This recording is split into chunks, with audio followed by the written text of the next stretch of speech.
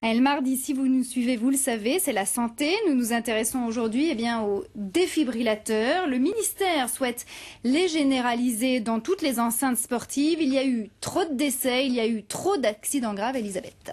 Oui, récemment, Laura, un joueur de football de Niort a fait un arrêt cardiaque en plein match. Il doit la vie à la présence d'un défibrillateur sur le stade. Le défibrillateur, c'est cet appareil que vous voyez ici.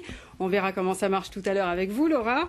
Et suite à cet accident, le ministère de la Santé, de la Jeunesse et des Sports a demandé aux associations sportives de s'équiper de défibrillateurs. Alors, il faut rappeler que chaque année, entre 400 et 500 sportifs décèdent par arrêt cardiaque. 90% meurent sur place et seuls 3% des personnes survivent, dont la moitié avec des graves séquelles. Alors, voici notre dossier réalisé à l'hôpital de Montfermeil et au stade Charletti avec Pierre Pachou. Regardez. Courir, faire du sport peut être à l'origine d'un accident cardiaque. Plusieurs morts subites ont eu lieu ces dernières semaines dans les stades. Pour prévenir ces accidents, les défibrillateurs doivent être installés dans les gymnases et les stades. Nous sommes au stade Charletti et nous avons un cas typique d'arrêt cardiaque. La personne, après un effort physique, vient de s'effondrer. Donc la première chose que je vais faire, c'est vérifier la conscience, comme ceci. Monsieur, serrez-moi les mains, ouvrez les yeux.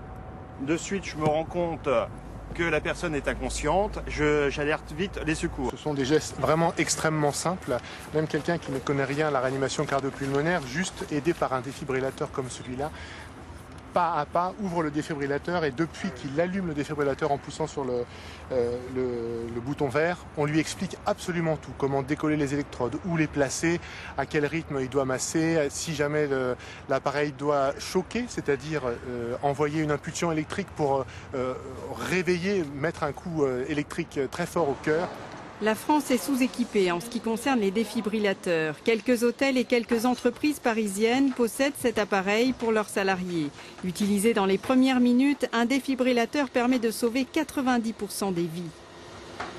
On passe dans ce cas-là d'un pronostic de 3% de ressuscitation, de réanimation à 1 mois à 30% environ, avec des études qui ont déjà été prouvées.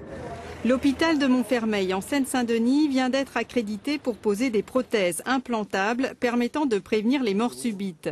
Ce service soigne de nombreux insuffisants cardiaques. Georges Couteau, 81 ans, a survécu à un arrêt cardiaque. La pose d'un pacemaker lui permet de vivre normalement. Ce boîtier va communiquer avec la prothèse qui est sous la peau. Donc va pouvoir de recueillir les informations venant de la prothèse et également lui envoyer des différentes programmations qu'on va pouvoir faire. Je suis installé sur la table d'opération, je respirais comme ça. Et je suis descendu de la table. Je respirais normalement à plein poumon et par le nez. Ah, c'était formidable. Je pensais pas faire Noël. C'est tellement mieux de vieillir à deux.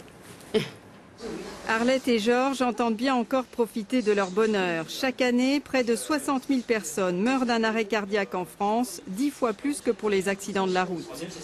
Et quelques précisions maintenant avec vous, Elisabeth. La France est très en retard en ce qui concerne les défibrillateurs. Oui, nous sommes très en retard. Aux États-Unis, certaines villes sont équipées de défibrillateurs tous les 100 mètres et depuis déjà plusieurs années. Alors en France, le SAMU et les antennes de la Croix-Rouge sont équipées, mais ça ne suffit pas. Et nous n'avons pas encore le réflexe d'utiliser cet appareil pour sauver des vies. Alors faut-il être formé, oui ou non, pour s'en servir? Alors avant, la formation était obligatoire et depuis le 4 mai 2007, tout le monde peut utiliser un défibrillateur sans formation particulière. Il suffit de mettre en service la machine, c'est ce que nous allons faire, et de suivre à la lettre les instructions. Alors donc là, on met la batterie. Ouais. Voilà, Attention, donc on a des informations. Entraînement pour adultes. Formation. Voilà. Commencez par enlever tous les vêtements du thorax du premier. Voilà, donc ça symbolise un patient. Les électrodes sont ici. Et on les pose. Appuyez solidement sur la peau nue du patient. Voilà, donc il suffit d'écouter. Personne ne doit toucher le patient. Voilà, donc les électrochocs. Et voilà, et c'est parti. Personne ne doit toucher le patient. Personne ne touchez pas, Elisabeth. Vous trouvez un défibrillateur en cas d'urgence. Voilà. Choc recommandé. Écartez-vous du patient. Voilà, Appuyez crochet. maintenant sur le choc Je délivré. suis à la lettre. Hein. Bon, ça dure longtemps, évidemment, la procédure. Donc on va peut peut-être pas tout arrêter, faire mais en ici. tout cas, L'ambulance. où est-ce qu'on peut trouver un défibrillateur? Alors, sachez que la ville de Paris vient de s'équiper de 130 appareils comme celui-ci dans les gymnases, les mairies, les musées, les bibliothèques. Et une centaine d'autres appareils vont équiper les rues de la capitale. Et où est-ce qu'on peut retrouver toutes ces informations pratiques? Alors bien sûr, comme d'habitude, toutes ces informations pratiques sur notre blog du mardi de la santé, blog.france3.fr/santé-idf. Et merci pour tous vos commentaires, parce que chaque semaine, on a beaucoup de réactions. Eh ben, n'oubliez pas donc de donner vos réactions, vos commentaires, votre analyse même sur cette chronique.